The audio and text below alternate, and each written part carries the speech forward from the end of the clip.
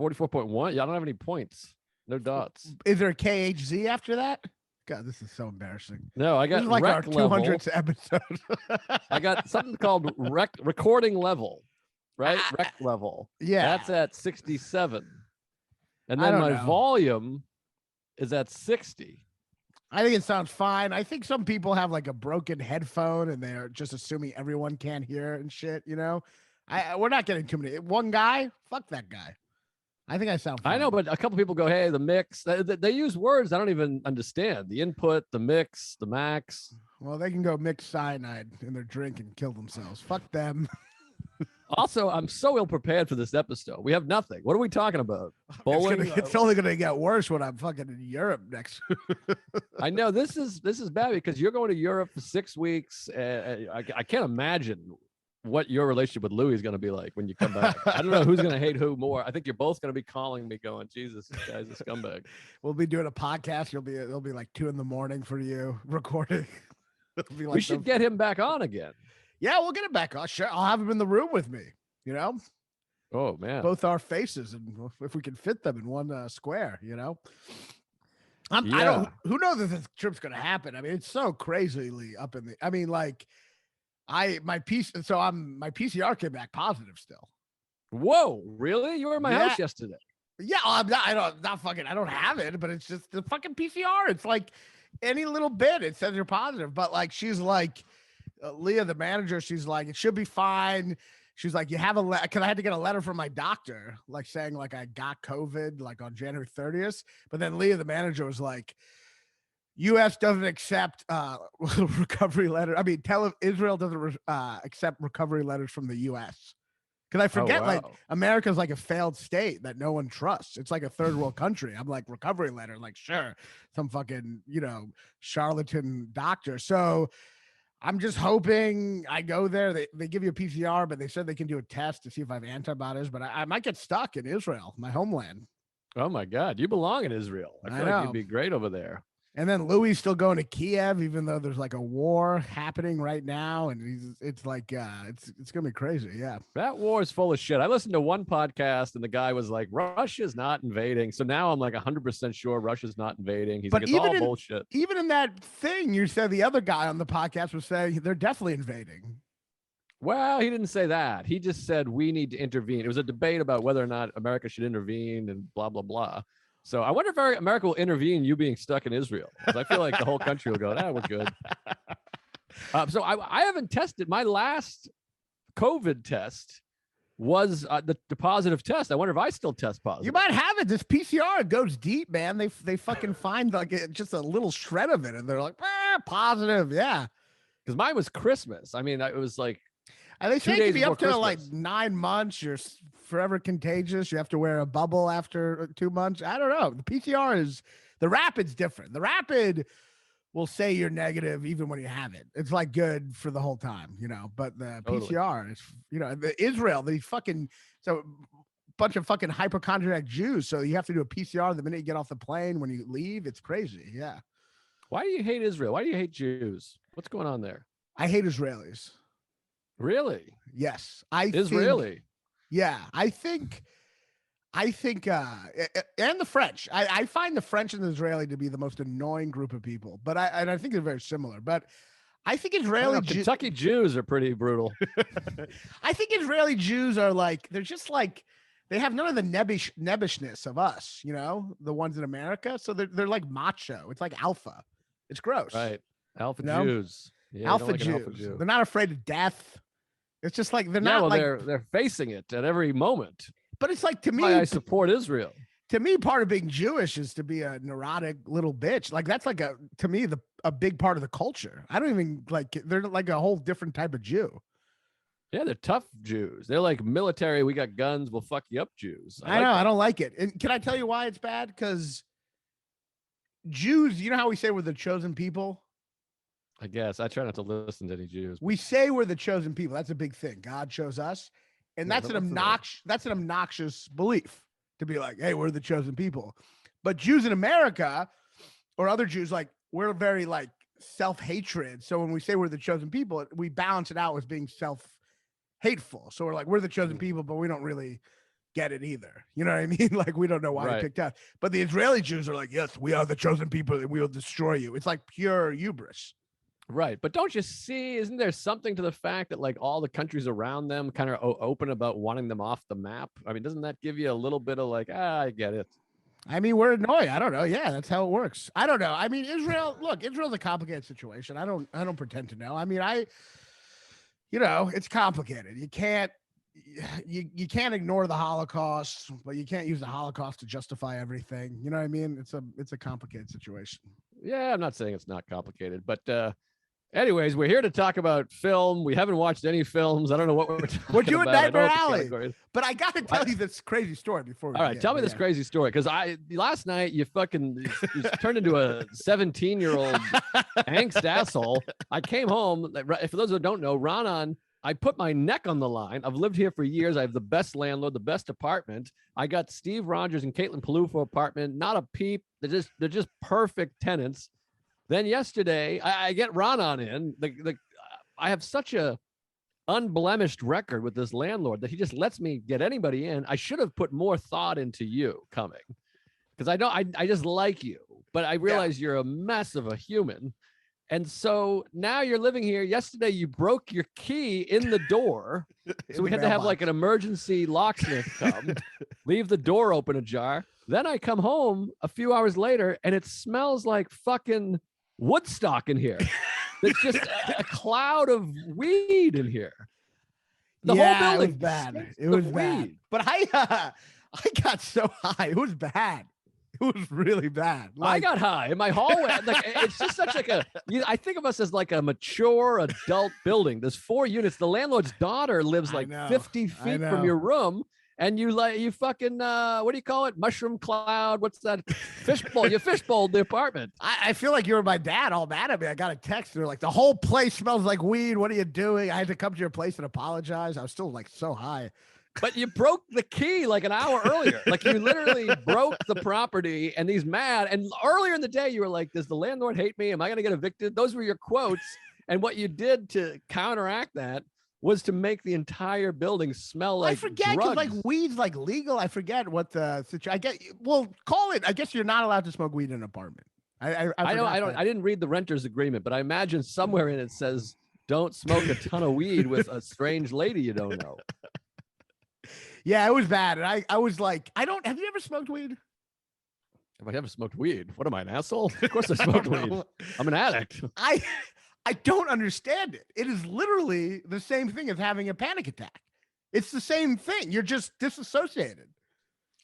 Yeah, it can be similar. Weed for me was a thing. We got to sprinkle in movie occasionally, because this is a movie podcast. I don't want these people chiming in. Dazed and Confused. Pineapple Express. I'll just yell them out. Dazed and Confused is so great. What a great movie. Pineapple Express, blow me. I don't care about that shit. It's whatever. But anyways, yeah, well, if I smoked weed, speaking of a movie, if I had the right movie picked out, Dumb and Dumber, and you have like 4 comedians who are equally high, and you have to be secure in your friendship. You have to know they like you. Then you can have a good time. If there's one person that there's even a hint that they hate you, it's all over. It's bad. It's bad.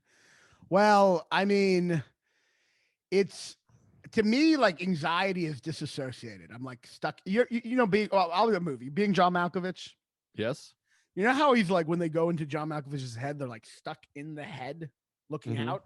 That's how what I feel anxiety is. You're just stuck in your head, like looking through a forehead.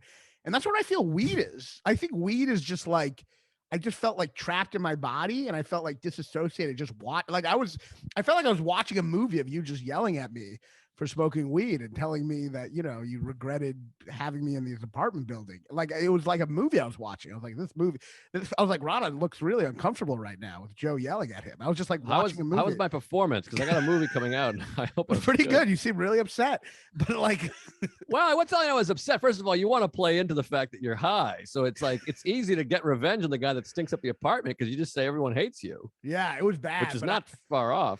But then I broke my rule. I did stand up. I've taken a hit of a vape before, and I'm like high for like 20 minutes. I take a hit of joint at 7, 2 hits. I'm so high, and I have a spot at midnight. And I used to be an addict. I guess I still am, maybe, but I was an addict in one of the big things I said about my life once I quit drinking. I will never use substances before I go on stage.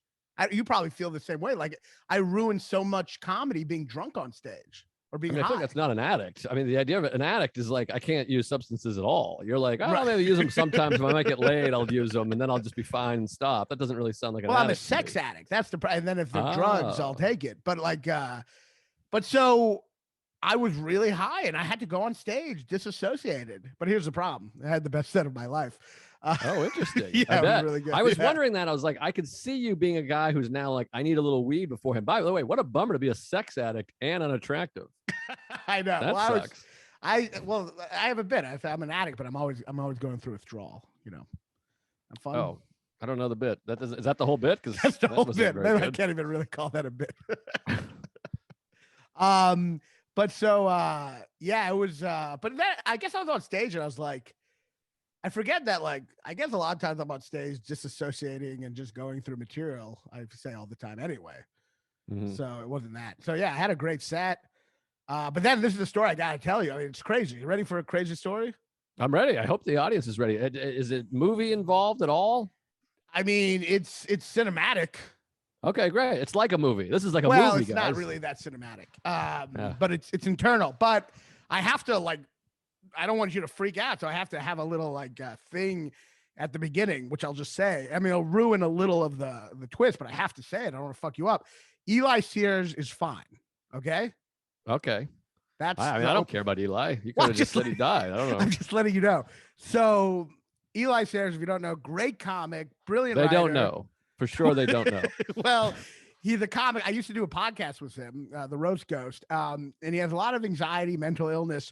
So I get home, I'm still high from the show, still high. It's like 1 a.m. and I'm like, I just need to go to sleep. I somehow managed to not have a panic attack all day, which was pretty impressive. I was like on the cusp of it the whole time. Like I was about to start screaming in your apartment. Like I was on the cusp of a panic attack, you know? Wait a minute. Can I say, because you seem fine. I don't know what you're talking about. You seem like you're having a good time. You're laughing. And we were watching a movie, American Psycho, whatever, the Bill Hicks story. No, whatever the but Bill that Hicks was also doc is. awful because it was just like he had a brain tumor and he died after 2 months. And I'm just sitting there freaking out. It was like bad Pancreatic cancer. or whatever. Yeah. But someone else was talking about cancer during it, Sarah or something. But anyway, She said, you're the cancer of our building.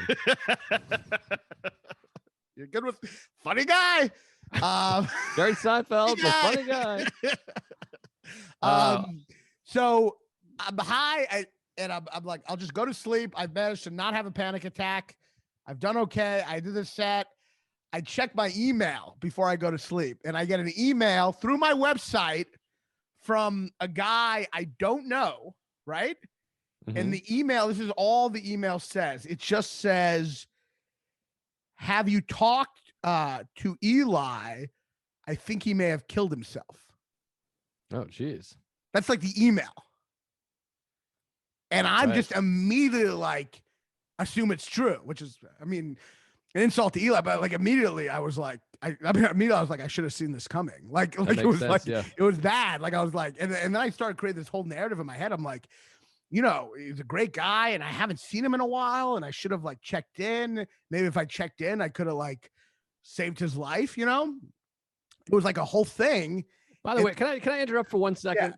You gave the preface that Eli's fine, but like, I would not have assumed that Eli is dead by this story. No? I guess No, because I would have thought, oh, he would have texted me. I would have heard about this from somebody else. I wouldn't just think this is how you reveal that Eli's dead. I guess you're right. I would have been like, so- oh, crazy. Sounds like a miscommunication. I'm listening. I guess you would have realized I was a complete sociopath if he really. Yeah, And I'm I'd just been like, like, yeah, wait, so he's what? dead. Oh yeah, by the way, Eli's dead. Well, I just didn't. it's Book of the Eli movie.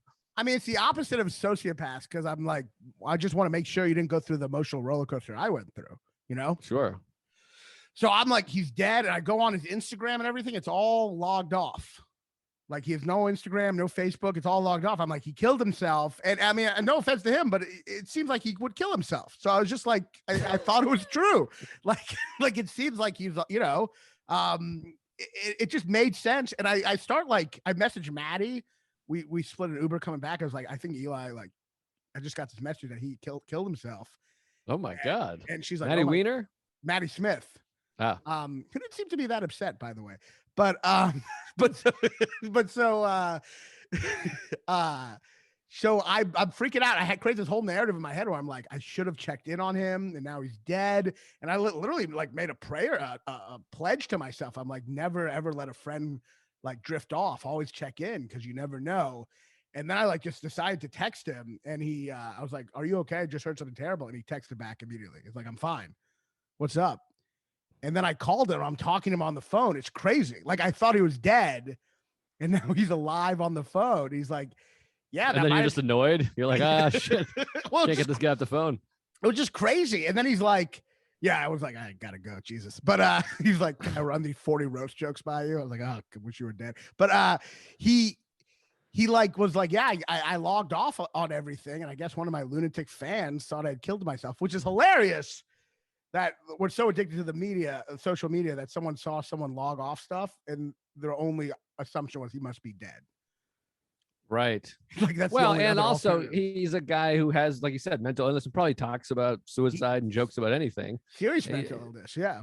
Yeah. So, it's not crazy, but it's a little rude to just text somebody, email somebody. Is that not hey, at 1 in the morning? Yeah. And while I'm high, but anyway, we talked, and I was so grateful that he was alive. Like it was like kind of beautiful. We were talking. I mean, after a while, I was like, I gotta go. But like we were talking, and it was like it was like a friend, literally a friend had died and come back to life. Yeah, it's like the practice of stoicism, as is. This is Colin's book, but I got the stoicism book. They say to do that, Well, I did it with Eli. Yeah, family's dead. This one, Guide to the Good Life. Oh yeah, I think I have that on my Kindle. But yeah, so anyway, that's it was just crazy. And I messaged Maddie back, and she's like, "Oh yeah, I didn't really care either way." And but it was just like a crazy situation. Wow, that is crazy. I mean, my concern. This is where I am not a sociopath. I'm concerned about people are like. I thought this story was going to be insane. Like they don't care about Eli. Oh, is this a boring story? I don't think it's a boring story. It's I mean, first of all, you ruined the ending. I don't want to make you think he was. I know, but I don't want to make you. I don't know. I know. Maybe I should have done that. I don't want to scare people. I keep on thinking Eli's like this big celebrity. Like I'm gonna have like I don't want like the fans to get mad at me when they're listening. Like like, the fans don't know who you are.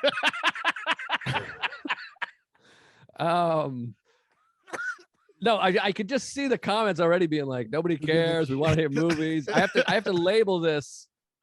Raanan talks about I should write Book of Eli, and then people tune in. This is not but it's a fascinating story, just whether you know the guy or not, just about thinking someone's dead and then they're being alive and being grateful for the friendship. It's just a fascinating it's like in Fight Club where they pretend to shoot the guy and then they're like, you better go now, like go to law school or whatever, or become a veterinarian. It's like that.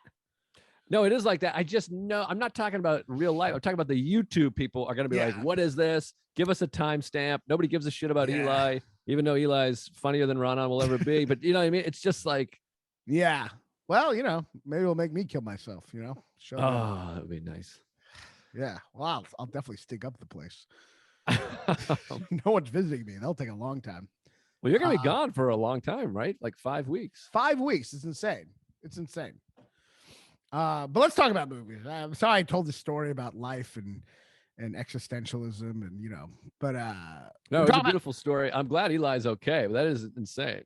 I mean, it is funny that like I mean I definitely was like I should have seen it coming. There were so many signs, which is like a more insulting thing than any roast joke he's ever done, which is the fact that I just completely believed he had committed suicide. And not just that, but truly felt bad. I had ignored so many signs. Yeah. Yeah. I guess maybe I'll reach out to him too. You should, man. I feel like but yeah, he's actually hilariously logged off all the Instagram. He's like, I'm happier than I've ever been. I bet. Yeah. Yeah.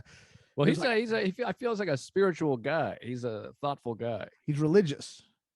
Oh, is that right? Yeah. He's from like, like Alabama or some bullshit. Yeah. Alabama. Yeah. Great guy. Great comic. Funny guy. Yeah. Anyway, give him a call or something. But text is good.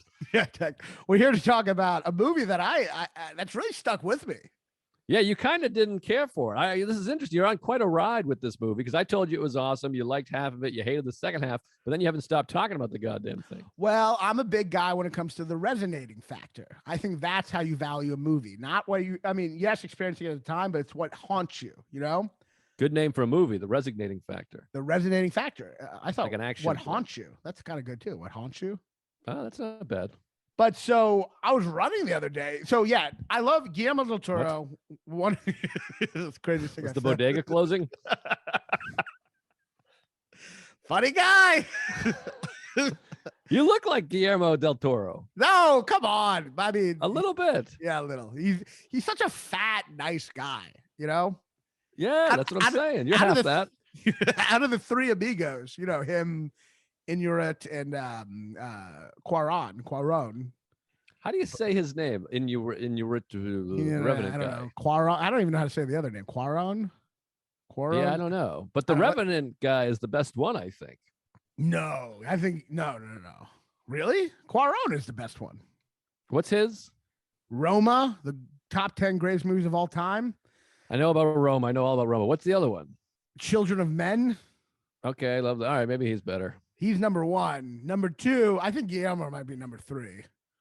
Well, definitely. Yeah. Shape of Water is like whatever. Shape of Water, I'm like, okay, fine. No, but It's one of the worst best pictures. Pan's Labyrinth is incredible. Incredible. I know I haven't had a chance to watch it. But I love that. But Nightmare Alley, I'm watching it. First, I'm like, this is also it's very weird. It's kind of interesting. I saw it that night, and then you happened to see it that night too. And then my other friend McCabe, like, also saw it that night. It really got pushed hard on the streaming services. Wait, but didn't know I watched it before you because I told you to watch it. No, you remember you texted me, said it was really good. I was like, oh, that's right. I saw the first. I watched. I saw the first half the same night. Oh wow, I thought it was a different night. No, yeah. So we all watched it, but the first half is great. Willem Dafoe is amazing, and I don't know. I did feel like the second half is a little. It kind of has that little like Full Metal Jacket, two different types of movies. Some of the momentum's lost. Yeah, I guess. Well, what did you think? I don't know. I mean, I thought I liked it. I loved it. I thought it.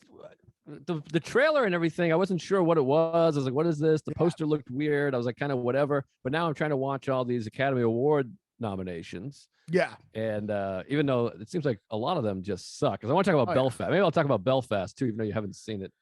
Movies just get worse, and they make the list of we're gonna do 40 Best Picture nominations this year, and like there's like 1.5 good movies. Yeah, so I watched it. I was like, let's watch this because we were at Sarah's house in Houston, her parents' house, mother's house, whatever.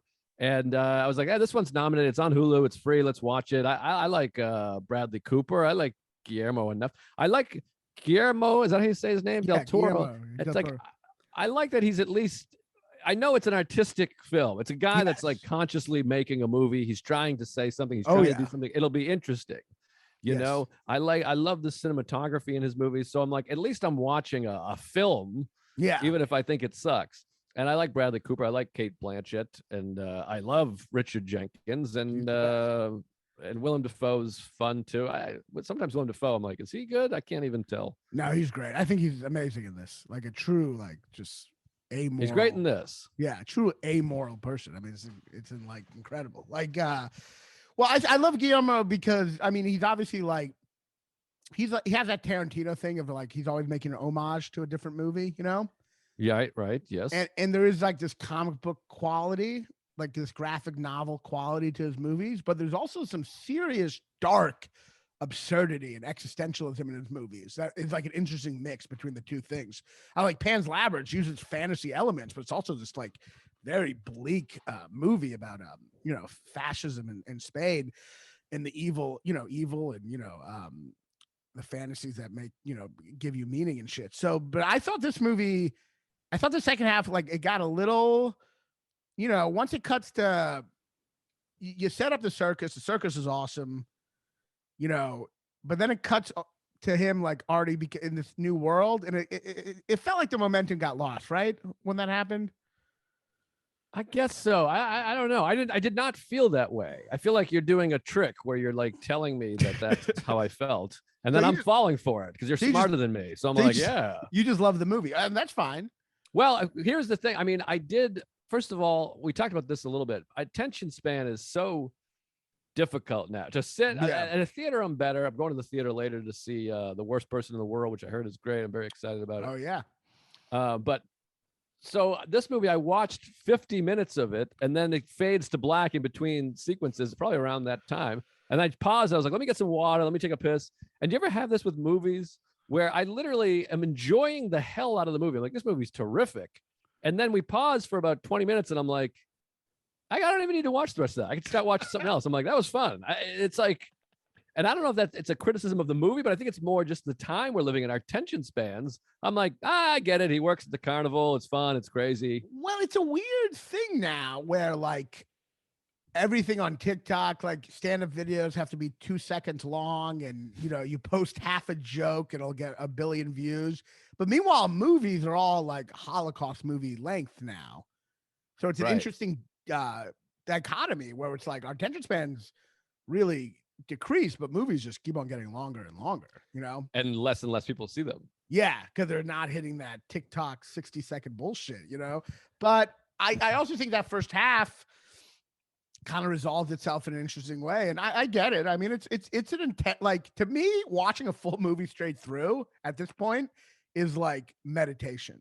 Like, it's like that level of effort, Well, that's what I've always thought about going to the movies. It's why I've always loved the movie theater, is that you're like, okay, I'm putting away my phone and this is what I am doing for the next 2 hours. I'm sitting here and I'm taking in this movie, and all this work was put in just for me. In this moment, it's like years of writing and script and editing and sound and rigging up lights and all this stuff and acting lessons. And they did it all just for me to sit here right now and eat M&Ms and drink water and have my wife go down on me. Well, I do think that that's a 5D movie. I do think that, like, just 1D. I do think the funny guy. I do think the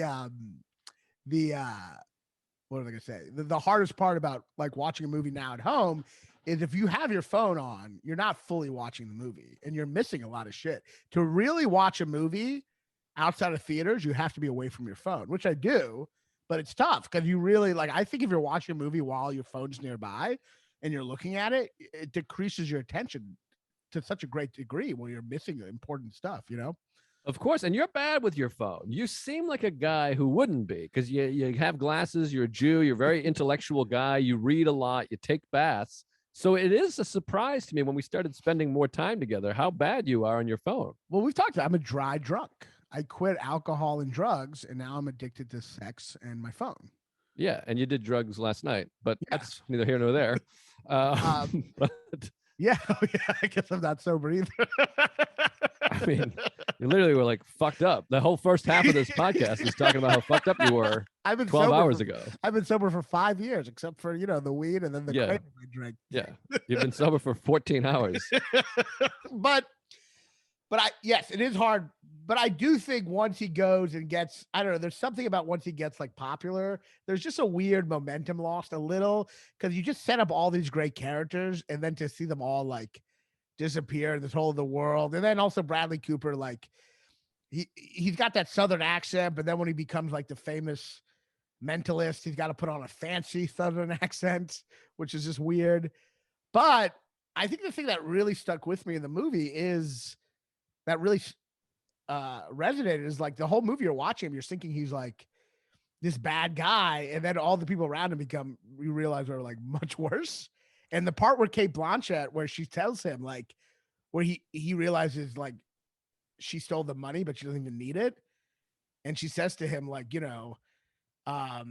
she basically says like, you think you're higher. You think you fool all these people, but they fool themselves.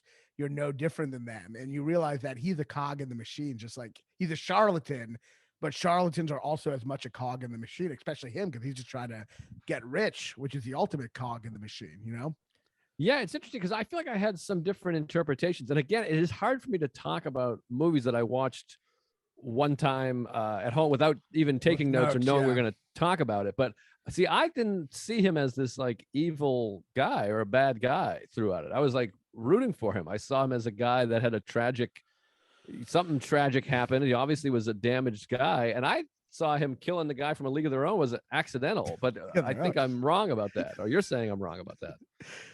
David Strathairn, come on, one of the best. A League of Their Own, right?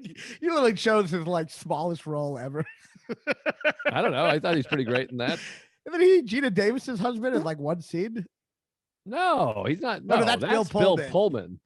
No, he's the guy that runs the whole fucking. Oh league. yeah, you're right. He's also great in We Are Marshall. He's a great sports actor. I know the sports actor. Good night, good luck.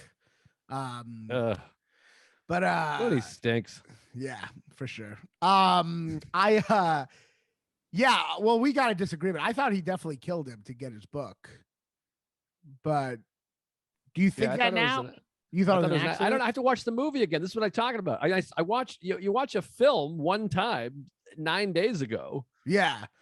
Well, I mean, he's definitely like, but he didn't come off as evil to me. I wasn't watching the whole movie going, boy, this is a bad guy. I mean, he's definitely conning people into thinking their loved ones are talking to them. Yeah, but isn't that like a thing that people do? Are those people all bad people? I think the people that believe that their loved ones are talking to, I mean, this is why it's a complicated situation, I guess. Those people are a little kooky. Well, I guess sometimes it brings comfort. It could bring comfort to these people. And then he saved the carnival by swindling the cop guy, which was a great scene. That a great scene, but he certainly doesn't.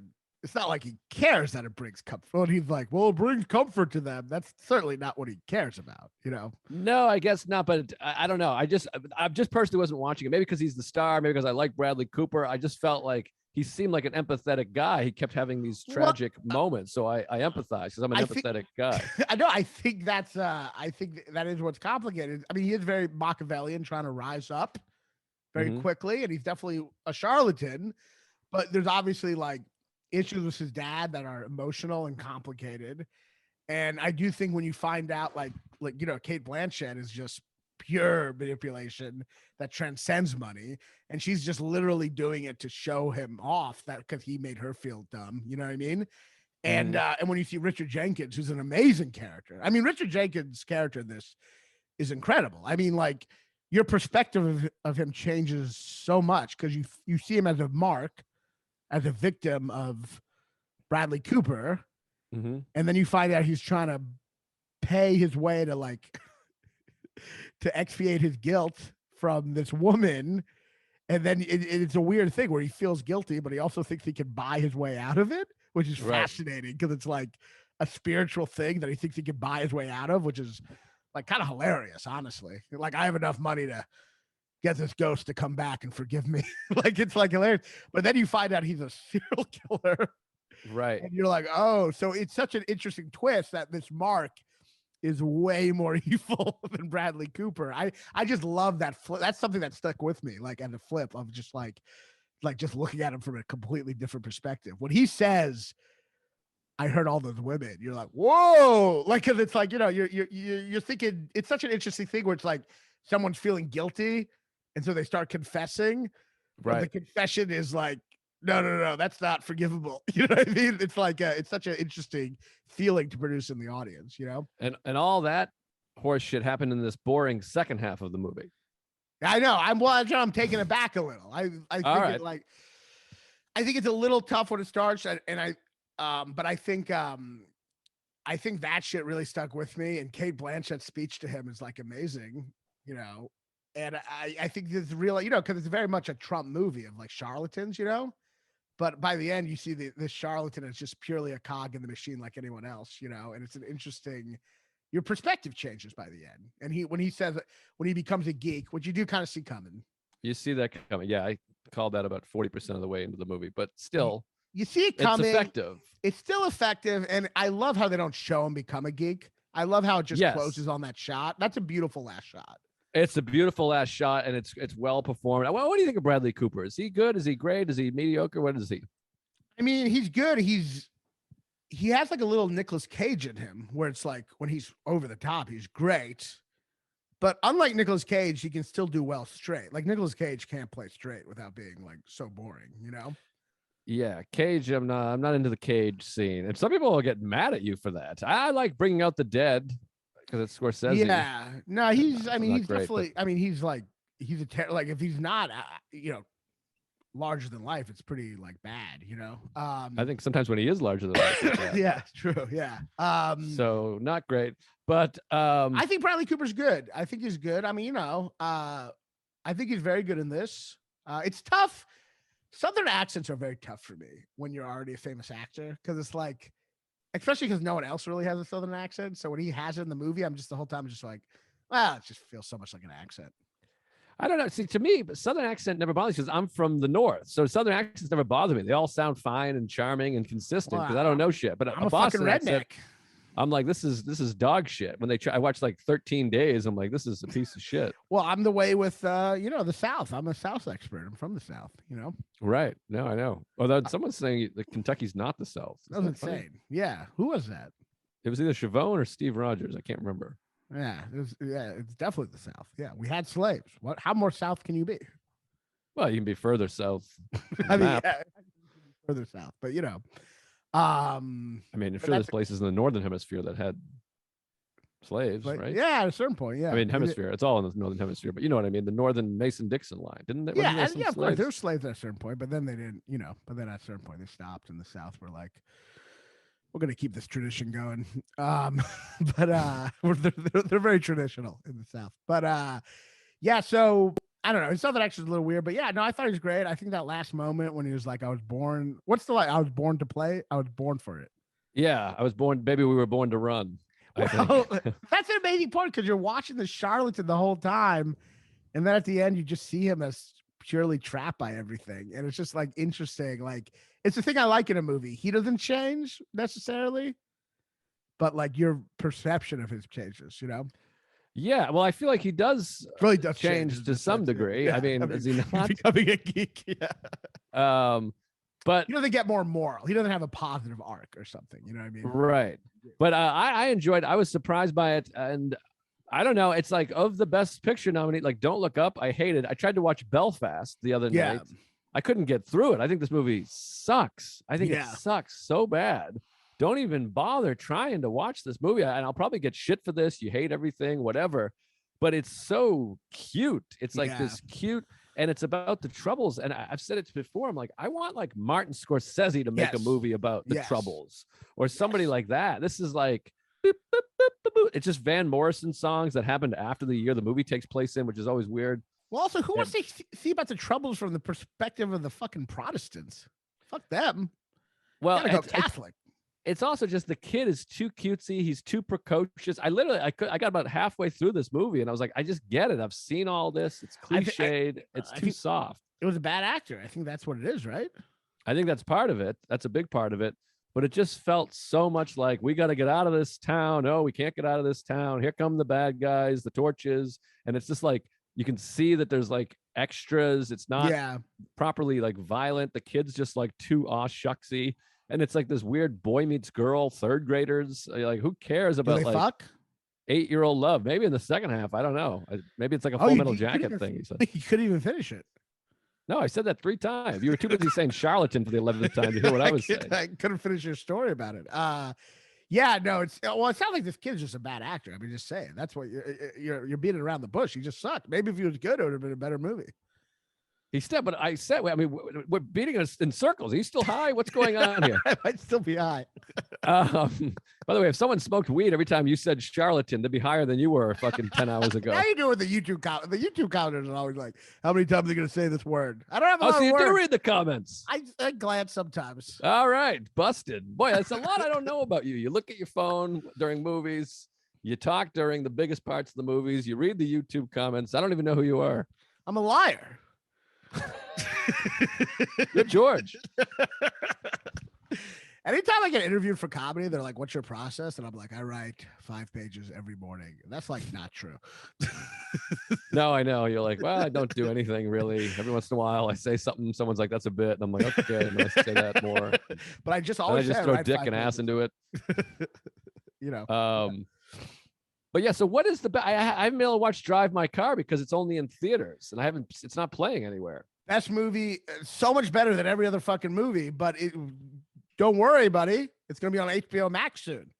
Oh, really? Yeah, so you'll March be able to 1st? watch it. I don't know. I didn't check the date, but I think it's coming pretty soon. Okay, well, it's said I wanted to buy it on iTunes, but you can pre-buy it or whatever the hell that's called, For the pre-order, which doesn't make any sense, by the way. I know. anymore. Just fucking buy it when it comes out. Who gives a shit? It's not even But cheaper. pre-order made sense before because there was a limited amount. They would send 1,000 Yeah. DVDs and it'd sell out, so you'd get one. But it's not cheaper, right? No, it's So 20 what? bucks. Yeah, just wait. What the fuck? I but, paid 20 bucks for Belfast because I'm like, oh, this is gonna be great. I love it's black and white. It's like Ireland. Hey, Yeah. all right, stinks. Man, you got that buying a new release movie money. Well, it wasn't rentable. You can only buy it because it's in theaters. Right. The theater price money. But yes, I have $20. It's such a crazy thing now that like you can rent movies that are in theaters. Like that would in the 90s, that would have been an insane concept. I know what all these movies, I don't know how movies work anymore. I guess because they get it when you buy it on iTunes, but I literally go to the Wikipedia page and it's like budget 350 million, box office $48. It's like literally every movie. I looked up Rolling Thunder, whatever the fuck it's called. What's that movie called? We just talked about Wait, what? Bowling Alley, Nightmare Alley. Nightmare Alley. It's called whatever, the Bowling Alley. Literally, the box office is like $450,000. Yeah, I think movie theaters are dead, but they just keep on having them, but they don't mean anything anymore. I mean, I've literally, if you go to the movie theater, I feel like I'm always alone. I'm like alone jerking off in there. There's no one there. Yes, no, we went and saw everything we see. There's like maybe 14 people. I mean, we're going to see foreign films. We saw Compartment Number 6. And it was like, it was Daniel Simonson and us. It was just like nothing. I got a movie coming out in the theaters. Everybody go see it in the theaters, for God's sakes. I know. I mean, it's gonna be like all the other movies. It's gonna be like, how much did it cost to make?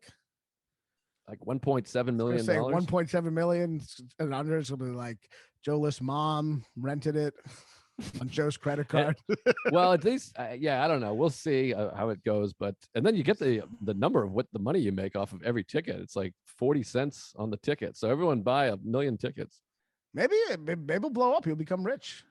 I would love that. I would love to be rich. I mean, in your eyes, I already am rich because I rented a movie for $10.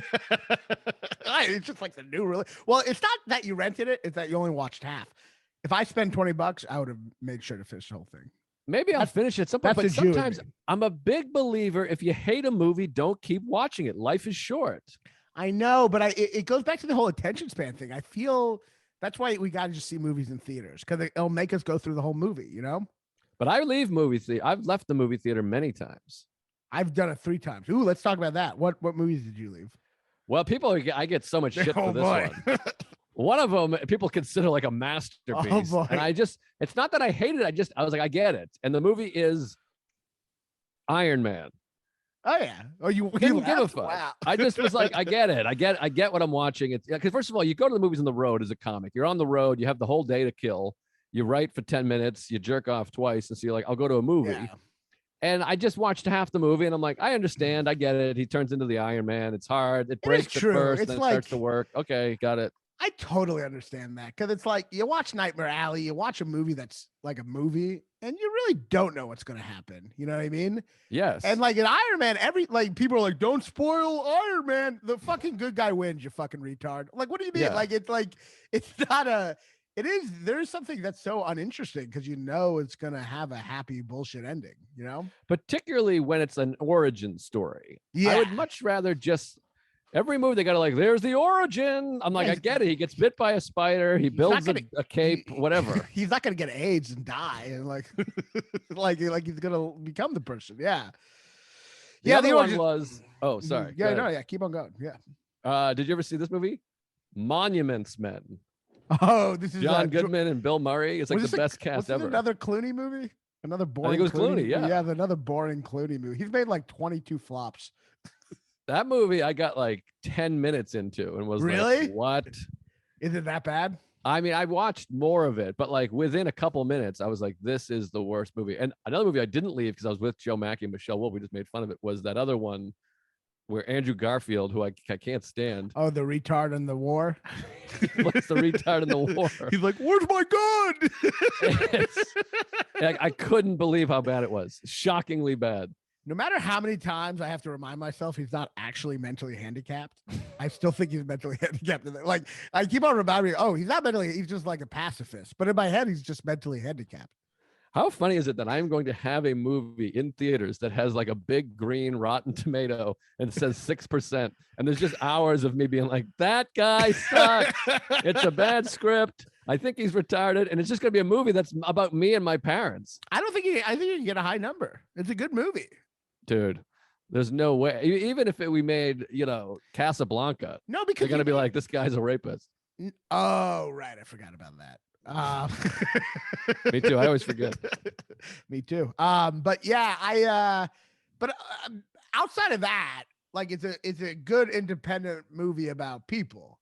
Those movies tend to not get like bad reviews. You know what I mean? Unless I don't know. Terrible. It's like a good movie about human interaction. You know? But what if it is terrible? It might be terrible. It's not terrible. I saw it. It's good. It's very good. Oh, all right.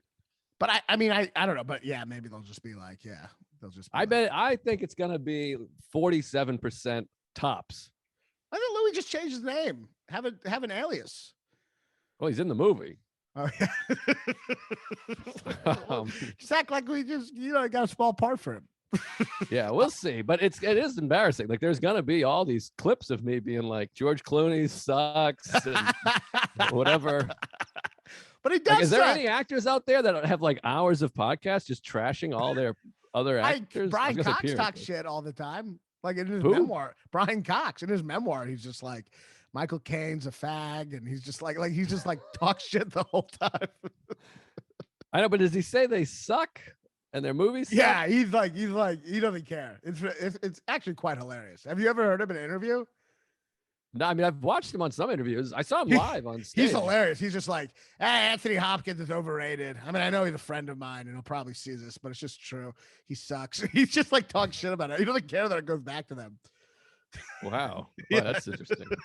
Yeah, but I'm not that kind of personality. I'm not the kind of, like, if you're that kind of guy, you can be like, what do you want, Clune? You stink. Well, thank God we do this on Zoom. No one watches a Zoom podcast. So That's true. I don't think, it's because we're not in the studio. Otherwise, it'd be bad, The numbers aren't great, but I think they could go and find it. These people, they go find this shit.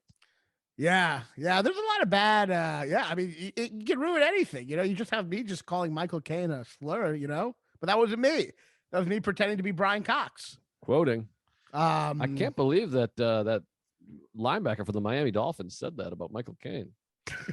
By the way, it's There's a football player named Brian Cox also. Yeah, I mean, I figured, but it's gonna sound like a bit, but it's really true. I like typed in bigger the other day on my phone, and it autocorrected to the N-word. That means you've written the N-word a bunch. On your phone. Yeah, dude. No, it doesn't. I've never. How else would your phone know that? I don't know, but it autocorrected to that.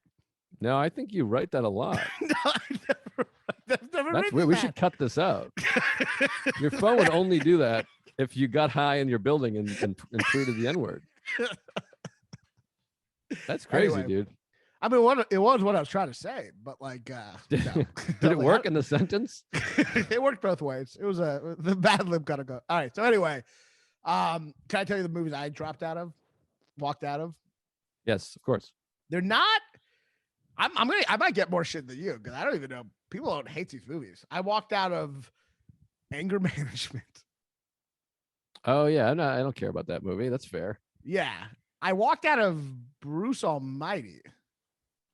Yeah, that one. Which one's Bruce Almighty? Is that the second one or the first? Oh yeah, that's the Jim Carrey's God. Or Morgan Freeman's God. Yeah, I walked out of that. All right, good. Yeah, because somebody like that's great. And then there's this Robert Redford movie called Truth. About like I think it was like the most low stake, boring movie. It was about like Ted Turner saying he.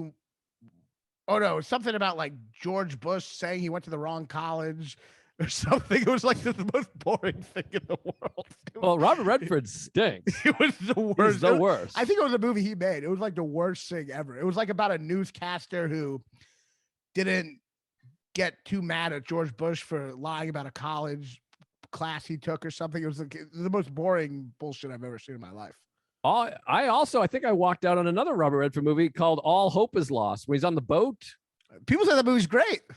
It sucks. Robert Redford is bad. He is a bad actor, which I've been saying for years, and people will give me shit. Some people know. There's a whole club of a whole gang of us that know, and some of the smartest people I know are aware. He stinks. And then when he's decent, it's just Paul Newman carrying his ass. But the All Hope Is Lost or whatever float hopes or whatever, it sucks. It's just it's like the worst actor of all time by himself on a boat. You're saying and he's no Tom Hanks. You got that right. He's no Tom Hanks. I guess you're right. I'm trying to think of a Robert Redford performance I like. I guess he's a much better filmmaker. Yeah, he's made some great movies. Quiz Show is awesome. Ordinary Reds. People. Yeah. But Reds him? I think Reds was him. Maybe. Pauline Kael said she was working for the studio at that point. And she was like, don't make that movie. It's gonna be really bad.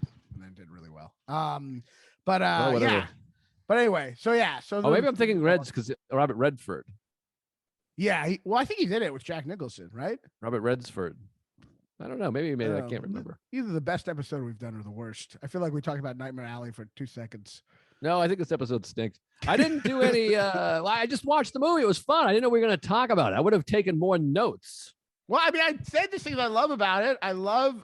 It stuck with me. I think Charlatan. Cog in the machine. You're so pumped about Charlatan. It's a very Trump movie. You already said that too. I got nothing else. I liked it a lot. It's very good. The cinematography is great. It's fun. Are we going to lose a bunch of fans on this one? It's spooky. It's creepy. There's some laughs. It's really you don't know how it's going to end. It's a very good movie. It's excellent. I thought it was both the best picture nominees. Yeah, I did predict the movie. Yeah, we both predicted it. Yeah, number 2 in my book. Yeah, Behind Drive My Car, which I haven't been able to see. Beep, beep, beep, beep. Yeah. Drive My Car is not going to win Best Picture because it's nominated for Best Foreign Film. So it'll win that, and then it won't win Best Picture. But what about in the past? Was like Parasite nominated for Best Foreign Film? Well, Parasite won both, but that was the first time it's ever happened. So maybe it'll happen again. But that was the big Asian hate year. Asian hate? Yeah, people are still hating Asians. What? What's big this year? What's the new thing? Well, I think people still Asians are getting murdered and people are, I think that's still a big thing. All right, maybe. And no, this is Japanese. No Japanese movies ever won Best Picture. I think it's a big deal.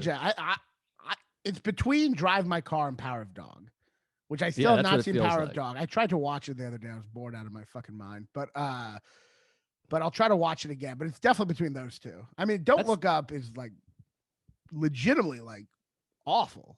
It's embarrassing. By the way, Belfast, another thing about Belfast, it is boring. A lot of movies are boring now. Yeah, boring. It's interesting. Yeah, our attention spans have never been worse, but we're making boring movies. I know. It's weird. Yeah, it's like no attention span and then plotless, long, boring movie because no one cares about movies. Like, I think the studios are like, do whatever you want. No one's going to watch this anyway. They just make like a 4-hour movie. Right. Yeah, but anyway, I love Nightmare Alley. It's flawed, but I think Richard Jenkins and Willem Dafoe are amazing villains, and it's a great movie about culture, about how we're just a world full of charlatans, trying to get the grift on each other, but really we're all just a product. Cogs in the machine.